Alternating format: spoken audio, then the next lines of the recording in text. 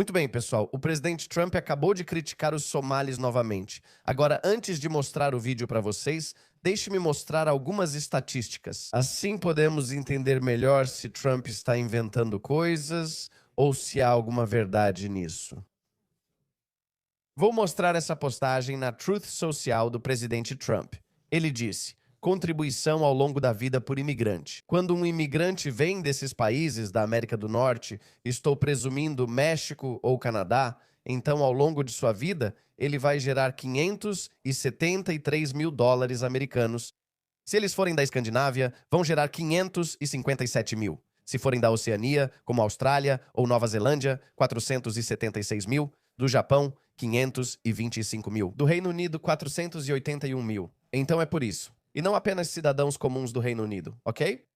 Tenho certeza de que todos são cidadãos brancos do Reino Unido, com raras exceções de algumas boas pessoas pardas como eu.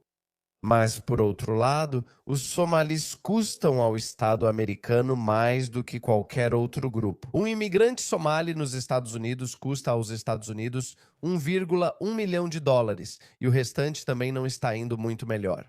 Mas os somalis são os vencedores nessa disputa. Então foi isso que o presidente Trump publicou alguns dias atrás, certo? O que obviamente vai contra toda ideia de imigração. Toda a ideia de imigração não é que seja caridade. A ideia da imigração é trazer pessoas que contribuam para a sociedade. Por isso os Estados Unidos se tornaram a maior nação da Terra. Por isso, ao dizer que os imigrantes construíram os Estados Unidos, nos referimos aos imigrantes em verde, não aos de baixo.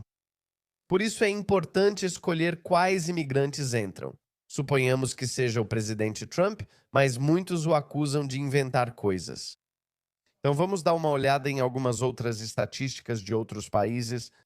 Por exemplo, esta aqui. Esta aqui é da Finlândia.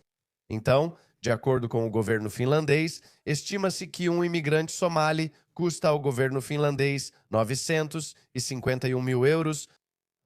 É bem parecido com isso. 1,1 milhão de dólares americanos, eu acho. Certo, ok. Faz sentido. E por outro lado, um finlandês nativo contribui com um saldo líquido de 3.400 euros por ano. Ok, acho que é muito parecido com os bons imigrantes nos Estados Unidos. Então isso está claro. Traga imigrantes de bons países. Ok, bem, isso é só a Finlândia. Talvez os Estados Unidos e a Finlândia sejam algum tipo de exceção estranha. Sorte nossa, a Dinamarca também divulgou. De novo, esses não são dados de alguma ONG. Esses são os dados oficiais divulgados pelo governo dinamarquês. Na verdade, desculpe, esse era apenas o custo fiscal líquido de importar somalis. Então, eles não apenas drenam você financeiramente, mas também lideram nos índices de criminalidade. Quando se trata de estupro na Dinamarca, os somalis têm 20 vezes mais chances de cometer estupro do que um dinamarquês nativo. Quando se trata de agressão contra servidores públicos, eles têm 11 vezes mais chances do que um dinamarquês. Em tentativas de homicídio, eles têm 27 vezes mais chance de cometer assassinato que dinamarqueses nativos. Em chantagem, 14 vezes mais. Estão em segundo lugar, atrás apenas dos palestinos. Esse é outro grupo que você deveria analisar com cuidado antes de trazê-los. Arrombamento. Os palestinos lideram novamente, seguidos de perto pelos somalis, 8 vezes mais propensos. Falsificação. Isso faz sentido com todo esse esquema de fraude de invalidez em Minnesota que está sendo desvendado no momento. Muitas falsificações envolvidas nisso. Faturas falsas, assinaturas falsas. Então, não é só nos Estados Unidos, aliás, isso também está acontecendo em grande escala na Austrália. Não me surpreenderia se os somalis também liderassem essa corrida na Austrália. Mas na Dinamarca, eles têm 13 vezes mais chances de cometer falsificação do que um dinamarquês nativo. Fraude. Tão previsível. Eles têm 8 vezes mais chances quando se trata de cometer fraude. Agressão grave. Somali, 17 vezes mais chances. E dê uma olhada. Praticamente em todo lugar. Ou são os somalis ou os palestinos. Olha isso. Fraude. Na verdade, os somalis estão empatados com os palestinos quando se trata de cometer um ato de fraude. E sim, os palestinos ficam em segundo lugar quando se trata de cometer um ato de agressão grave. A palpação. Os sírios vencem, os somalis estão bem mais abaixo. Eles têm 9 vezes mais chances que dinamarqueses nativos de cometer atos libidinosos contra mulheres. Roubo? 33 vezes mais propensos a cometer roubo. Furto em lojas, tunisianos. Visitantes surpresa, somalis. Eles têm 7 vezes mais chances e estão em terceiro lugar na lista. Ok, bem, acho que não me importo tanto com furto em lojas quanto eles se importam com roubo, apalpação, falsificação, fraude, estupro, agressão a servidores públicos, tentativa de homicídio. Jesus! Furto. Os palestinos são os maiores ladrões. Depois ainda acusam Israel de roubar a terra deles. Somalis estão em terceiro lugar. Veja, custo líquido e taxa de condenação por estupro. Somalis têm 20 vezes mais chances que dinamarqueses. Veja só isso. A Romênia é a única outra nação ocidental. Alguns nem veem a Romênia como ocidente, mas é um país europeu, apesar de ser do leste europeu. Eles estão muito mais próximos da civilização ocidental do que qualquer um desses outros países. E olhe para eles, olhe para eles. Você os deixa entrar e eles vão atrás das suas mulheres. São as suas mulheres. E não é só estupro, é tudo isso. É mesmo? Tudo isso? Ok. Talvez Finlândia, Dinamarca, Estados Unidos, todos sejam países racistas. Se são países racistas, por que deixaram eles entrarem em primeiro lugar? Mas quem liga para os detalhes? Aqui é o Reino Unido. Outrora a joia da coroa da civilização ocidental, nosso ancestral cultural. E o que mais me dói é quando olho para o estado atual do Reino Unido. Os somalis, 72% deles vivem em habitação social. Depois, jamaicanos, ganeses, afegãos, norte-africanos, bengaleses, iraquianos, outros caribenhos, nigerianos, turcos, poloneses. A Polônia aparece por último, com 17%.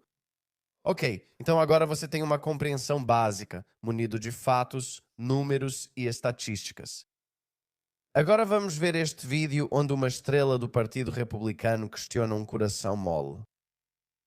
Liberal, não sei o nome dele. A imigração em massa de somalis deixa Minnesota mais forte ou mais fraca? Com certeza, mais forte. Você sabe qual a porcentagem de lares somalis em Minnesota que recebe assistência alimentar? Não. 54%. Você sabe qual é esse número para lares chefiados por nativos de Minnesota? Bem, para ser claro, a maioria desses. É 7%. Existe uma grande diferença entre 54% e 7%, não é? Com licença. Posso responder a pergunta? Deixe-me continuar. Temos muitas perguntas aqui. Qual a porcentagem de lares chefiados por somalis em Minnesota que recebem Medicaid? Eu não sei. É 73%. Você sabe qual é esse número para os lares de nativos de Minnesota? Você repete a expressão lares de nativos de Minnesota. Você percebe como essas pessoas são desonestas? Ele não gosta do termo nativo. Então vamos dizer não somalis. Que tal? Ele diz que muitos desses somalis nasceram em Minnesota e deveriam ser chamados de minnesotanos nativos, mas discorda desse rótulo. Bem, isso, na verdade, apoia ainda mais o nosso argumento de que, mesmo que eles tenham nascido aqui, ainda assim não contribuem em nada. Lembre-se, o 18% é uma diferença impressionante. Eu acho que nós teríamos. Posso responder a pergunta, por favor? Posso te fazer mais uma pergunta antes de entrarmos nesse tema? Qual a porcentagem de lares somalis que recebem assistência social? Eu não sei. É 81%. E quanto a, deixe-me perguntar, depois de 10 anos nos Estados Unidos, qual a porcentagem de lares de imigrantes somalis que continuam recebendo assistência social? Eu não sei. O número é 78%. Então, mesmo depois de 10 anos, 78% das famílias de imigrantes somalis continuam recebendo assistência social. Você sabe qual é esse número para as famílias nativas de Minnesota? Novamente, Você está usando famílias de imigrantes não somalis como referência? se eu puder responder, você usa o termo minnesotanos nativos. A maioria dos minnesotanos somalis nasceu nos Estados Unidos e é tão minnesotana quanto qualquer um de nós. São apenas 8.000 dos 108.000.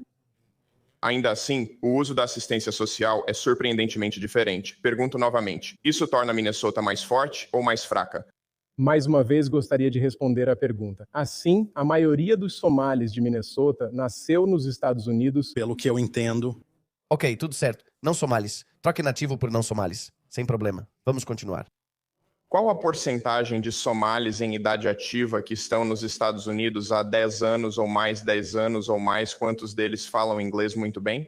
Eu não sei. Cerca de metade. A resposta é cerca da metade. Parece pouco, não é? De novo. Ainda tento. Isso não parece fortalecer nosso país. Creio que a maioria dos americanos concorda comigo. Preciso seguir em frente. Senhora Robbins, quando soubemos de forma concreta sobre a fraude generalizada na assistência social em Minnesota? Há relatos desde 2009 do Escritório do Auditor Legislativo. Eu diria que os relatos confiáveis sobre fraude em creches começaram a surgir entre 2011 e 2013. Então, por mais de uma década. Sim, senhor. Quando você acha que o governador Walz soube da fraude? Desde o começo, ele estava concorrendo ao cargo de governador em 2018, quando já havia processos em andamento, quando havia um relatório da OLA, casos ativos aparecendo nas notícias o tempo todo. E qual foi a resposta da administração Walz? Na verdade, eles não fizeram nada quando assumiram o cargo. E a vice-governadora Peggy Flanagan fazia parte do comitê no Legislativo que realizou audiências sobre fraude em creches. E quando eles assumiram o cargo, colocaram $5 milhões a mais, mas nada mudou. Mais nada. E deixe-me perguntar, Sr. Hudson, obrigado por estar aqui. Aqueles que cometem essa fraude normalmente votam em republicanos ou democratas, na sua opinião? Na minha opinião, obrigado por qualificar assim. Diria que votam esmagadoramente nos democratas. Também? Isso também está acontecendo na Austrália. O ministro de Assuntos Internos afirma que não é necessário se integrar, assimilar ou perder a identidade desde que vote em nós. É só com isso que esses esquerdistas se importam. Não se importam com o futuro dos nossos países. Como o nosso modo de vida está sendo abertamente não só desafiado, mas também destruído por certas culturas estrangeiras agressivas e hostis. O conceito de imigração é que as pessoas, quando vêm para a Austrália, querem fazer parte da Austrália. É isso que as pessoas querem. Nunca aceitei o termo assimilação. Não quero que as pessoas percam sua identidade. A palavra integração é usada como parte do diálogo multicultural há muito tempo. E é isso mesmo. Queremos as pessoas como elas são. Nunca concordei com esse conceito de caldeirão cultural em que toda a sua identidade deve ser dissolvida. Costumam doar para republicanos ou democratas? Até onde sei não. Se não doam aos republicanos, doam aos democratas, acho eu, sim. Entendi. Então você diria que a população somália é um grupo demográfico importante para os democratas conquistarem politicamente? Sem dúvida. Entendi. Você acredita que investigar essa fraude teria prejudicado a posição dos democratas entre a população somali? Muito claramente. Então você quer dizer que havia interesse político em encobrir fraude generalizada entre os somalis, certo? Com certeza, entendi. Vou perguntar a vocês três. Acham que a administração Wallace e os democratas ignoraram essa fraude de propósito por ganhos políticos? Senhora Robbins, começo com você. Com certeza. Temos relatos confiáveis de denunciantes de que o Departamento de Administração de Serviços Humanos, incluindo o OIG e o comissário, se reuniram várias vezes com um grupo chamado Associação de Creches de Minorias de Minnesota e que eles estavam tentando enfraquecer as proteções. Queríamos fazer várias mudanças, mas eles se opuseram a todas. E o Sr. Hudson, a Sra. Harik, e então meu tempo acabou. Eu concordaria. Os denunciantes confirmam isso. Tudo bem. Agora que você sabe o que sabe, vamos ouvir o que o presidente Trump tem a dizer sobre a Somália. Que mal dá para chamar de país, sabe? Eles não têm nada, eles só ficam correndo por aí se matando. Não há estrutura nenhuma. E quando vejo alguém como Ilhan Omar, que eu não conheço, mas acompanho ela há anos, eu a vi reclamar da nossa Constituição, de como ela está sendo tratada mal. Nossa Constituição e os Estados Unidos da América são ruins. Ela odeia todo mundo, odeia o povo judeu, odeia todo mundo. E eu acho que ela é uma pessoa incompetente. Ela é realmente uma pessoa terrível. Não só incompetente, uma pessoa corrupta. Acho que as organizações de desenvolvimento estão fechando o cerco contra ela. A fortuna dela saltou de alguns milhares de dólares para dezenas de milhões de dólares e ela vinculou isso a algum vinhedo ou vinícola, que nem sequer existe. Acho que as autoridades estão fechando o cerco contra ela. Espero que algo aconteça, pois também estou cansado disso, de dizerem que ela é corrupta e roubou tanto dinheiro, mas nada muda. Fala sério. Com certeza o sistema de justiça americano é melhor do que isso. Com certeza o FBI pode descobrir. Quando eu vejo o que está acontecendo em Minnesota, a terra dos 1000 lagos, ou sei lá quantos lagos eles têm muitos lagos, mas esse lugar é lindo. E eu vejo essas pessoas saqueando tudo, e agora estou entendendo e você vai olhar para isso. Ouvi dizer que eles enganaram os somalis, tiraram bilhões de dólares daquele estado, bilhões, todo ano bilhões de dólares e não contribuem com nada. A assistência social é tipo 88%. Eles não contribuem com nada. Não quero eles aqui, sendo honesto. Dizem que não é politicamente correto, mas não me importo. Eu não quero eles no nosso país. O país deles não presta por um motivo. O país deles é ruim e nós não queremos eles no nosso país. Eu poderia dizer isso sobre outros países também. Nós não queremos eles aqui de jeito nenhum. Precisamos reconstruir o país que está em um ponto de virada. Podemos piorar. Estamos em um ponto de virada. Não sei porquê, mas sinto que já ouvi isso antes. Pode ser um vídeo antigo, mas continua tão relevante como sempre foi. Então não há nada de errado em dizer a verdade, porque no final das contas, o que importa é a verdade, não importa o quão amarga ela seja. Nós não falamos a verdade só quando é conveniente ou quando é fácil. Tudo bem? Nós precisamos dizer a verdade. Eu diria que precisamos dizer a verdade ainda mais quando é difícil, quando é inconveniente, quando é amarga. E eu concordo com ele. Não é só os Estados Unidos. Todo o país ocidental está em um ponto de virada. Eu digo que todas as nossas democracias ocidentais estão passando por um teste de estresse. A democracia americana está sob muita pressão. É um bom teste para a Constituição americana, a Declaração de Direitos, os princípios estabelecidos pelos pais fundadores dos Estados Unidos. Eles ainda podem tirar os Estados Unidos desses tempos difíceis? O mesmo ocorre na Austrália. Não temos liberdade de expressão garantida pela Constituição nem direito ao porte de armas. Mas nós temos nossa democracia, que vinha funcionando muito bem até bem recentemente. Certo, nós temos um sistema de votação preferencial, que, na minha opinião, é um sistema muito melhor do que um sistema de votação não preferencial. E, obviamente, temos a forma de governo do Reino Unido, sem Constituição, mas o Reino Unido provavelmente está sob uma ameaça mais imediata do que qualquer outro país. Mas nós não estamos muito atrás. Então, esse não é momento para comemorar ou nos dar tapinhas nas costas. Estou satisfeito com o presidente Trump, que tenta fazer o melhor pelo país. O que acontece se os republicanos não ganharem a próxima eleição? O que ocorre se os democratas ganharem? Eles vão abrir as fronteiras de novo. Por que você faria isso? Todo o esforço do presidente Trump agora, e ele não está conseguindo, para ser justo. Sabe, eu sei que o ICE tem se saído bem. Eles têm deportado pessoas, mas não é fácil. Longe disso. Seu modo de vida está sob ameaça.